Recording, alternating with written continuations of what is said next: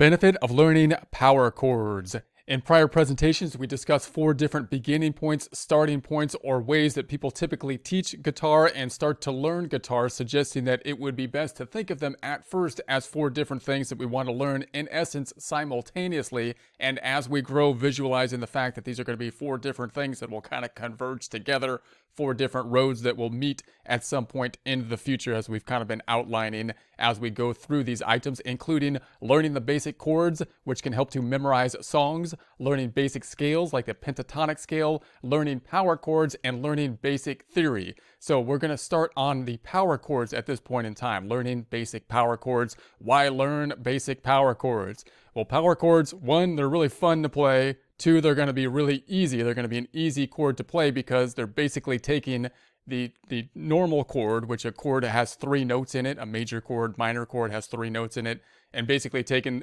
it down even further than that to just have 2 notes. So you're taking the 1st and the 5th in a major chord, which means you only have to have the 2 notes, and those 2 notes are often right next to each other in terms of the pattern, at least at the top of the guitar and the first couple strings on the guitar, which makes them very easy to play and also very movable. That means with a power chord, you can move things up and down the neck really easy because that shape that we will be taking a look at is very movable. So that allows you a lot of flexibility to move up and down the fretboard. So a power chord shape will typically look something like this. We're concentrating on the blue area. So here's our fretboard. Remember the fretboard we have, this is the nut, and this is fret 1, fret 2, fret 3, and so on and so forth. The strings, this is the big string, the thick string on the top, the big E, down to the small e, then on the bottom. The green represents our pentatonic shapes across the neck, as if they were played with, I would say, position 1, starting on the 5th fret, which would be in the key of A minor or C major. The reason I want to overlap this on basically that pentatonic position is to go with our idea, continue with our idea that I would start to memorize the pentatonic position basically in that position. So you can cover the fretboard in the key of A minor or C major. And then when you think about your power chords, you could move them anywhere, right?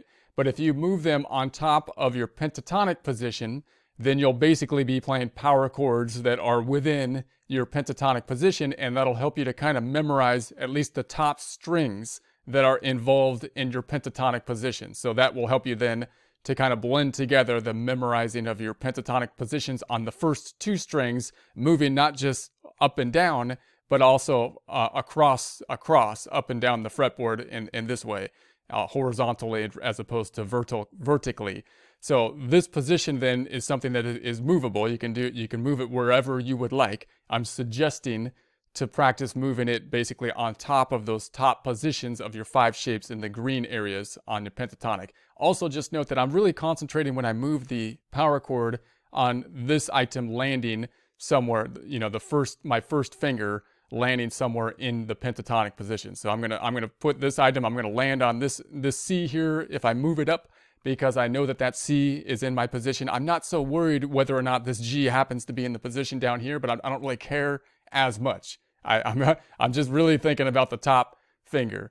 And so that's how I would think about it moving. Now, just a little bit of theory on it. If you count this out, we have A, if you count it out like A is 1, B is 2, C is 3, D is 4, E is 5, and you say, okay, in those positions, this would be the 1st, this would be the 5th, right? The 1st and the 5th. So that's basically the component or the structure of a power chord that we have, and that relationship will basically be the same across the fretboard, at least for the first couple strings. And that means that's why the shape is highly movable. So you can, when you play this, then you're only playing the first 2 strings. You can strum them all you like. You can mute these other strings down below. There's a lot of videos online that'll show how to play a power chord and kind of mute the other strings. But what you're doing is you're just playing the top 2 strings when you do this, and you can play them really fast because you can just hit the top 2 strings and mute the other strings and so on and so forth. So if you were to move this position now, you can see how movable it would be. It's pretty easy position to learn. It's way easier than learning any open chord or anything because it just takes 2 fingers, and once your fingers get that position correct, then it's really easy to just put your fingers in that position, anywhere. and then you can move it up and down the fretboard. So I would suggest, once again, to move it up and down the fretboard in correlation with the top two strings of your pentatonic scale in the key of A minor or C major. Once again, memorizing the first two strings on your pentatonic scale. So again, I would think about A here, and I would move the whole shape up then to C. I move it up to C, and then it would be C and G. I would just hold those two strings down. Again, you can look at the fingering with videos online on how to do that. I'm not so concerned with my bottom finger, wherever it lies, wherever it lands, right? I'm really just concerned that this top finger is within the pentatonic scale. And then I would move it up to D, because I know that's in my pentatonic shape, or I'm starting to memorize that at least. And this one happens to be as well. I'm not so concerned with that. I'm really just considering this one and then filling out my shape, and then I'm moving it up. Again, I know that this E is in my pentatonic. This B is not. It's not in there. That's why it's going to be red. But I'm not so concerned. I think it'll still be okay. If you're just rocking and rolling here, if your E's up there and the fifth is down here, I'll still keep on going. You'll probably be okay. And then if you go back to position 1 here, and you were to go backwards, I'd say, okay, what's the position behind that? Well, if I move back to G, then once again, that's going to be within my shape. I'm not so concerned with my other finger with D, but it happens to be in there, so I'm okay on that. Then I move it back to E, which is going to be an open position, and you're basically in open position items down here, right? Open position chords at this point. But if you were just to play the power chord, which you won't normally do because you'd be on the nut right here, so you'd play open positions instead. This B wouldn't really be in that area as well, but again, probably wouldn't sound too bad if you were to play it in that format as well. Notice you can also move it down. So if I was to take this first position that's in light blue and I moved it down, I have my same finger structure, which is a very simple finger structure now on A and D. So this one is still really easy to play, but there's one added little glitch here, is that you don't want to hit the first string because now it's open. You're not doing anything to it. So what typically you'll learn to do is mute that string by having your finger that's on this string barely touching the string above it. So it'll just mute it. So when you hit it anyway, you can strum as hard as you want and it'll still won't ring out. Again, there's a lot of presentations on technique on how to do that. But once you get it, it's pretty easy. And then again, the shape, once you get that, is really movable. And you can move it up on the second string. Same relationship, right? So now we moved it down to the dark blue.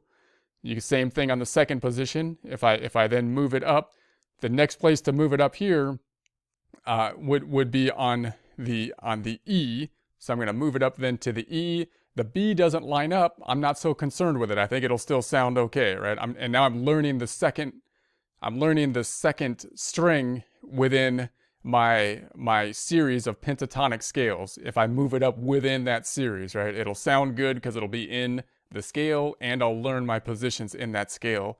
And so I can move it up here, and then the next position would be to move it up here, which again, this finger is what I'm concerned about, is within my major scale pattern. So I'm learning the A string in terms of the positions horizontally for the major scale pattern. And then I can move it up again. So now I'd move it up to A. So that there. And then if I moved backwards, then we would be here from B to A. We'd move it back to C. So now C to G. And then again, we'd move it back. And now we're in the open positions again, which you probably would be playing, you might not simply be playing power chords because this is the nut at the end of it. So those are just the major kind of two strings you'll typically be playing with your pointer finger on string E and A. Those are typically where the power chords will be played. And again, if you utilize them to play them on top of your pattern on pentatonic, I think that's the best way to start learning, although you can move them anywhere you want. Just remember, if you play them in other areas, like if you just go half steps up, it's not always going to sound good because you're not in any particular scale pattern there, right? If you play on top of your pentatonic scale patterns, then you'll typically be in something that'll sound good because you'll be following along in your pentatonic scale patterns. Now, note you might ask, well, can't I keep moving this down? Couldn't I move it down again?